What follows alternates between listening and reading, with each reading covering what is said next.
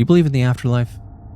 Do you believe in spirits or ghosts and they're here with us on Earth right now? In today's video, we're going to take a look at one of the most documented hauntings of all time. And apparently, the ghosts are violent. In 1989, a 23-year-old woman named Jackie Hernandez has just broken up with her husband, Al. It was an amicable separation. They just weren't on good terms. They decided it's time to get a divorce, but we will, happily co-parent our two kids together. So it's an amicable breakup. Jackie moves into a small, modest home in San Pedro, California, with the kids. And she's working a ton. She's a student at night. She's working multiple jobs. It's a very hard, stressful time, but she's doing her best to support her family and kind of land on her feet. So about a month after living in this house, Jackie comes home from a long day at school and work, and she sits down, kids are asleep, and she puts on the TV. And she's just trying to decompress. And as she's sitting there, she starts to hear what sounds like little pebbles falling down inside of the walls. So she mutes the TV and she's listening, and it's just periodically little pebbles are falling down the wall. She goes up and she's listening, or with her ear against the wall, and she's thinking to herself, there's got to be, a mouse or some critter up in my attic, unfortunately, that's kicking some pebbles into a gap in the wall. And as she's listening, she thinks she hears what sounds like footsteps in the attic. And so it startles her. Now she's really paying close attention to the attic. She doesn't hear it again. This is the first time she's heard anything like this, so she kind of did the very human sort of rationalizing what she had just heard and assumed she was just hearing things in the attic. It's just some critter. I'll deal with it later. So a couple days later, Jackie has her friend Susan over to just hang out with her at her house. The kids are asleep and they're relaxing, talking, sitting on the couch. And as they're sitting there, they hear a loud bang in the kitchen. It sounded like something had fallen. And so, at this point, Jackie had mentioned to Susan this weird, hey, I think I got an animal up in the attic because I heard some rocks falling through the walls. But the funny thing was I could have sworn I heard footsteps up there, but probably just my mind playing tricks on me.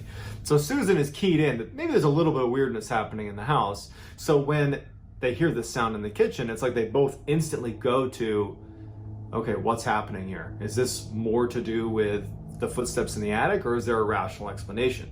So they're on guard. They walk into the kitchen and they find a picture that was hanging on the wall that had fallen, which honestly that's not a cause for a ghost is in the house, but it was held up by a couple of nails. And the nails were removed from the picture frame and were standing on their head, point up, next to the image, next to the picture.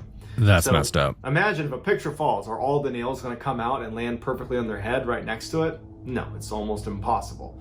But sure enough, that happened. So Susan and Jackie are staring at the picture, they're staring at the nails, and they have no idea what to make of it. Susan was a little bit more eager to connect it to these footsteps in the attic, but she also did not want to frighten her friend because she knows she's living alone. And so they kind of talked a little bit about it, and maybe they both wanted to have that discussion about what's happening in the house, but they both kind of decided, without saying anything, that we're going to kind of avoid this topic. And so they put the picture away, the nails away. Susan actually decides to just leave because she's a little bit freaked out, and so she's gone. The next night, Susan actually brings over a new babysitter. It's this 16-year-old girl named Tina. And so I guess, Jackie wanted a little bit of time to leave the house. She thought that she was kind of losing her mind with all the stress of work and school. And so Tina comes over. Jackie had not told Tina anything about what was going on in the house. It was just like, hey, take care of the kids, I'll see you in a little bit. She's sitting on the couch, Tina, the babysitter, and she just like, you know what, I'm gonna go just check on the kids. I got a weird feeling to make sure they're okay in their bedrooms. And as soon as she goes to push the door opens, which she remembers in an interview saying it was strange that before it actually made contact with the door swung open. But, I didn't think anything of it. I walked in, the sun is just fine. So I walked back out and I shut the door. But as soon as I shut it, I turned around and it was starting to open again. And she describes thinking that, I guess, the house must be, not level or something. Jackie comes home and Tina tells her about the door. And I think that Tina on some level was hoping that Jackie, being the adult, would hear what she was saying and have just a totally rational explanation for what was going on. like, oh, the door always does that, something like that. But Tina was shocked when she told her this, and Jackie reacted visibly like she was concerned. And Tina's like keying in on it, and she was like, I mean, do you know why this could happen? Why the door would be kind of opening on its own? And Jackie just said, honestly, there's been a couple of weird things that have happened. And so they talked about it a little bit, but ultimately, they both just decided, you know what? I think that we're connecting things that don't need to be connected. It's just a couple of strange occurrences. So Tina leaves, Jackie goes to bed, and they don't think about it. So the next day, Jackie has Tina come back over because she needs some more help with the kids. And so as they're standing in the kitchen, Jackie's describing to Tina what she needs to do that night, when to feed the kids, what time to put them to bed. Tina just kind of stops paying attention to Jackie and looks up at the corner of the kitchen. And so in the back corner of the kitchen, Tina's looking and she says, "Did you put in a new light in the corner of your kitchen?"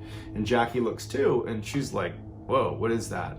And it looks like there's this like light bulb, kind of a weird looking light bulb in the corner of the kitchen on the ceiling, which there wasn't a light bulb over there, and Jackie says as much, and they're looking at it, and then it begins to move. Not towards them, it was like just kind of moving around, like an orb of light that was kind of moving around. Yeah, now, the orbs. Had Jackie and Tina relayed that particular experience, almost everybody or virtually everyone would be like, yeah, okay. You saw a floating light in your kitchen? Well, the phenomenon of orbs is very much a real thing in the ghost hunting community, and 9 times out of 10, it can be explained by just dust. Somebody takes a creepy picture of an addict, and you'll see these orbs in the photo that was taken, and all it really is dust in the air, and the flash of the camera is reflecting back the dust of the air, and instead of picking up that tiny microscopic piece of dust, what it's doing is it's illuminating it, and you're just seeing the reflection, which comes back as an orb. There are some instances, though, where I've seen some weird ass orbs, in places that you would not think there would be an orb, or just placed in a very sketchy area of the photo. That's definitely intriguing, but I don't know if I'm 100% sold on orbs just yet. However, 2 people in the kitchen seeing an actual orb with their own eyes, actually illuminating light, that's something I haven't heard before. It's always been picked up on film or on photos. they took a picture of it because it didn't go away. Oh, wow. They got a camera and they took this picture. Okay, so that's interesting. So this does not really look like an orb at all. This is an actual direct light source. And you can tell here too from just like the shading or the pixel density here pushing off of the illuminated source. Could this be some sort of trick or something? Some sort of, photography trick or something? Maybe it's just like I don't know, like a lamp or something. I don't know. I mean, it's kind of weird. They're in weird shapes, I don't know, light bulbs that really look like that. Could the camera be in motion and tracking that, and that's why you see the things? Yes and no. I mean, these look like clearly 3 separated orb things. You know what I mean? Like they're not like one source that's like moving, like when you shake a camera and you see like a trail of the light behind it. They look like 3 individual things. Like you could almost see the light coming from behind this one going through this one. That's interesting. I don't know if I've ever seen anything quite like that.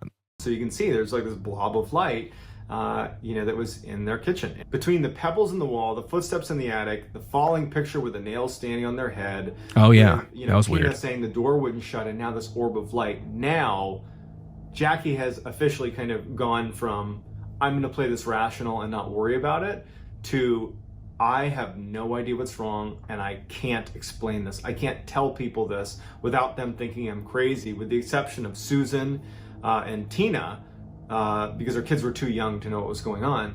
There's no one that she felt comfortable sharing her anxieties and fear about what was happening, because how do you, a skeptical, rational person, go to for example, the police and say, hey, there's nothing in my attic, but I believe there's someone walking around my attic and kicking pebbles into my walls and knocking pictures off the wall and taking the nails out, standing them on the head. They're going to say that, well, are you doing this? And not only that, but she's also a single mother, so maybe she doesn't want to freak the kids out as well. You might not want to bring too much light to this too. They might think you're crazy and even take your kids away. So that's like a whole different level of anxiety just to add on top of this. And so the only person that Jackie finally felt comfortable telling was her ex-husband, because they were still amicable. Okay.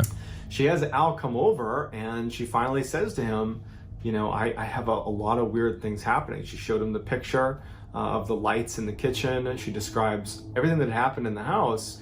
And Al would say that in a way, he thought that this was just kind of an act to maybe draw attention to the fact that she was lonely and that she missed him.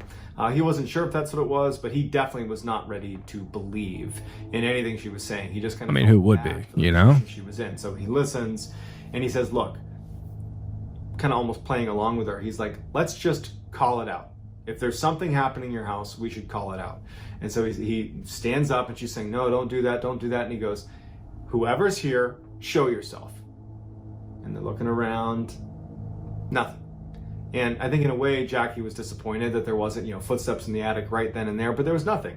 And so Al kind of does the, see, there's nothing to worry about here, you know, just stop worrying about it. And so he leaves and, you know, Jackie's disappointed, but not shocked. And she goes to put something away in the closet. This is immediately after he's left.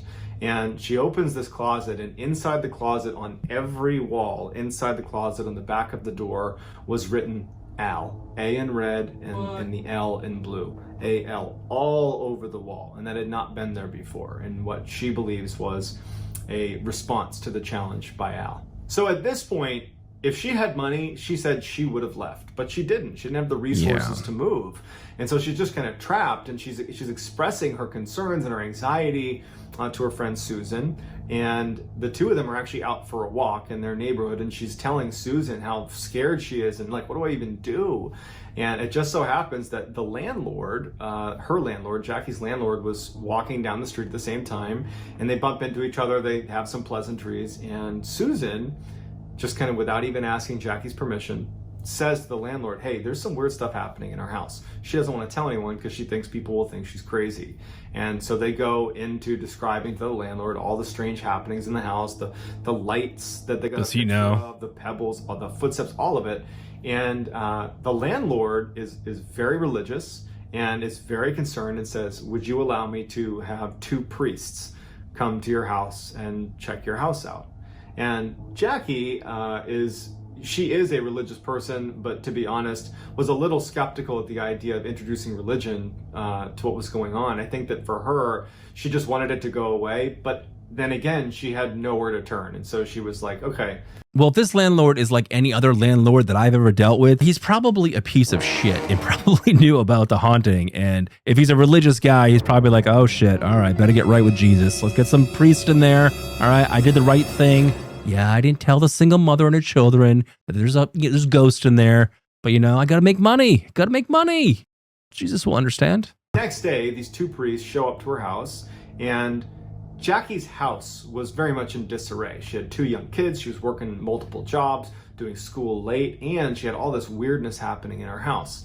And so when they showed up, her house was a total mess. Her kids are crying. It's just, it's a madhouse. And Jesus. Ultimately what happened from this visit is the priest walked around, offered to bless her children, but really they didn't have any sort of like conclusion, and then they leave. And Jackie was like, well, you know, that didn't really do anything for me, but okay. The next day, she gets a visit from Child Protective Services. Oh, come on. Because the priest had actually filed a complaint saying that this was all a hallucination by an incompetent mother. This notion that the house was haunted, combined with when they showed up, the house was a total mess. They just said, I don't think the kids are safe. And so Child Protective Services gets called, who basically threatened Jackie to like clean it up. Literally clean up your house, but like we're gonna be checking in on you to make sure you're a fit mother. And so this is a huge blow, because now Jackie is seeing what happens when you bring up that your house is haunted, right? That this is what can happen. And so now she is not prepared to share this with anybody. So over the next couple weeks, Jackie brings her kids into the living room and they all start sleeping in the same room. She's increasingly paranoid. she's overworked and she's not sleeping enough, and she's just kind of really spiraling. And Susan, who's her friend, is really taking a notice, is noticing this. And she also knows the sensitivity of being able to really share this with authority, because she knows about the Child Protective Services call, and she knows that Jackie is really afraid to share the story with anyone. But she goes over and she tells her, you have to call a paranormal investigator. It is probably the only group of people that if you reach out to them with this story, they're not going to treat you like they're crazy. And if nothing else, that is a reason to call them. My knowledge of paranormal investigators is fairly limited. I've seen what we've all seen on TV and those TLC shows and everything. And to me, it's incredibly funny. It's so much fun for me to watch middle-aged, overweight men getting a little spooked out in the dark. Like, there's something just really funny about that to me. So a couple days go by and this team shows up at their house, this paranormal investigator team. They have cameras and recorders. I mean, they are in it to try to capture footage.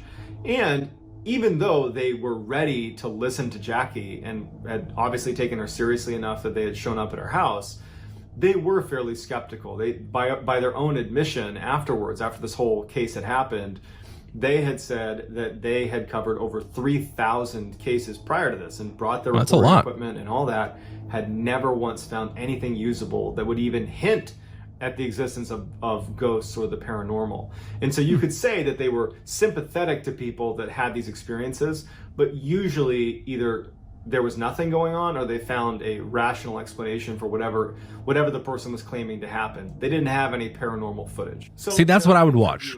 Jackie on camera, the three investigators that are there, they're kind of asking her some questions about what's going on and filming it. And Jackie had actually invited her ex-husband Al to be there with the kids. So he's in the other room with the kids and they're interviewing her, and then the power goes out, which it sounds pretty cliche, and I get that, but the power goes off and then the power comes back on, and it visibly shakes Jackie. She had been living in this house with all these weird occurrences, and it was like she had this feeling that something bad was going to happen. And so she starts acting really, really scared.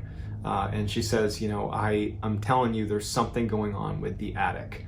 And so they kind of stop the interview, and they're like, all right, let's just go have a look at the attic. We'll go look. There won't be anything there. We'll come back down and we'll chat with her some more. And so one of the three investigators gets a ladder and crawls through this little crawl space into the attic. And so he goes up. And so while he's doing that, Al, who's in the other room with the kids, he's wide awake, laying with his son. He's just like waiting. He's not really expecting anything to happen. And as he's laying there, he could have sworn he heard someone whisper in his ear, tell them to get the hell out of here. And he has an interview he does where he describes this moment, and you can tell that Al is as skeptical as they come, and he's like, I just don't know how to explain it. I heard it clear as day, and right after I heard it, I heard a scream from the attic. The guy, the photographer who had gone up into the attic, he was alone up there, and he had brought his expensive camera, and he comes running downstairs or jumps through the hole and practically falls out of the attic, and he tells them, something grabbed my camera. There's no one up there, but something grabbed my camera. And his heart's racing, his face is pale, and the other investigators, they're starting to feel like, what's going on? Al comes bursting out of the room, and he's like, what's going on? And the photographer's like, my camera. And he goes from being scared of what happened to now being like, that's my livelihood. I need to get that camera back. So he goes back up into the attic to retrieve his camera, and he finds the body of the camera in a crate in one side of the attic.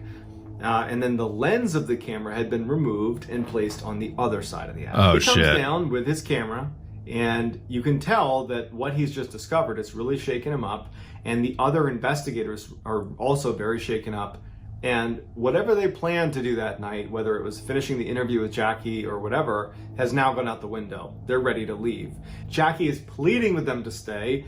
Al's freaked out. No one knows what's happening, and the investor's like, yep, we're good. We'll be back soon, I promise. But really, they're just like, let's get out of here. Jesus. And they bolt. After they leave, Al sticks around for a little bit longer, but ultimately has to go back because he has to work early the next day. And so Jackie is left all alone with the kids. She is totally freaked out. She feels like the investigators had upset the entity in the house. Come on, Al. Maybe let the ex-wife and the kids stay with you for a little bit. You know, I mean, they're already sleeping like in the living room, like in sleeping bags and everything. Just do that at your house. And so she's pretty much on edge for something bad to happen. And sure enough, it does. So that night, Jackie is laying on the sofa. She's in full crisis mode. She has no idea what's going on in her house. Watching the investigators who are supposed to be investigating this stuff be obviously spooked and leave really unsettled her. She felt like she didn't have any support from Al. She just felt like the whole situation Al sucks. just completely fallen apart, and she's so scared for her kids. And she's laying on the sofa, and at some point she must have passed out.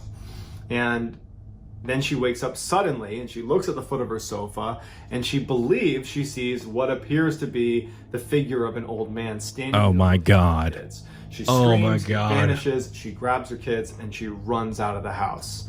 The first people she calls is the investigators because, again, she's worried about telling the police in fear that they would think it was her being crazy and have her kids taken from her.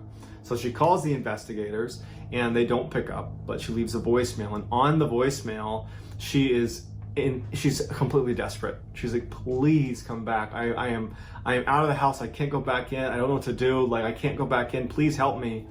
And one of the photographers who was there heard the voicemail and decides, you know what? We got to go back. It's super late at night. They find Jackie outside of her property in pajamas with her kids. She's totally freaked out. They bring her inside and the house is totally calm. There's no sign of anything going on. And so they're kind of walking around the house. No one goes in the attic, but they're just walking around and it's silent, it's calm. And after a little bit of time, maybe because it was so calm in the house, they decide, you know what, just because, let's go back up into the attic and just... Why? You know what? Everything is calmed down right now. Maybe I should just go back up there and poke the bee's nest a little bit. So two of the investigators go up into the attic. One has a flashlight and a camera, and then the other just has his camera. And so they go up there, and Jackie and the third investigator are kind of anxiously standing at the foot of the attic looking up. And the guys who are up in the attic walking around, they're reporting down to them, we don't see anything, we don't hear anything, it's quiet up here, but like the tension is building, right? And they stop at some point, the two in the attic, and it's just like silence. And all of them reported hearing a snap, and then another snap, and then a third snap, and then silence. And Jackie begins having this overwhelming sense of dread. The guys in the attic are trying to stay calm. They're like kind of trying to talk. Oh, that could have been the roof. Oh, it could have been this. But the investigator who's down below with Jackie and Jackie herself, they start kind of panicking. They're like, hey, come on, come back down. Let's not risk it. Something's about to happen. Come back down. So as they're making their way back over to the exit of the attic, and it's totally pitch black up there, minus whatever light source they had, all of a sudden, one of the investigators just gets yanked backwards into the attic. And it was actually the guy holding the flashlight. And so they hear like a tumbling of the flashlight, a tumbling of the camera, and silence from this other investigator. The other investigator who's up in the attic with him that was not yanked back, he turns around and the guy's gone. And that guy, who has not been yanked suddenly, all he has is this camera. The other guy had the flashlight. So he instinctively starts clicking pictures with his camera to use the flash. Jackie and the guy on the ground, they're screaming, what's going on? And he's just clicking pictures, not looking in the viewfinder, just flashing.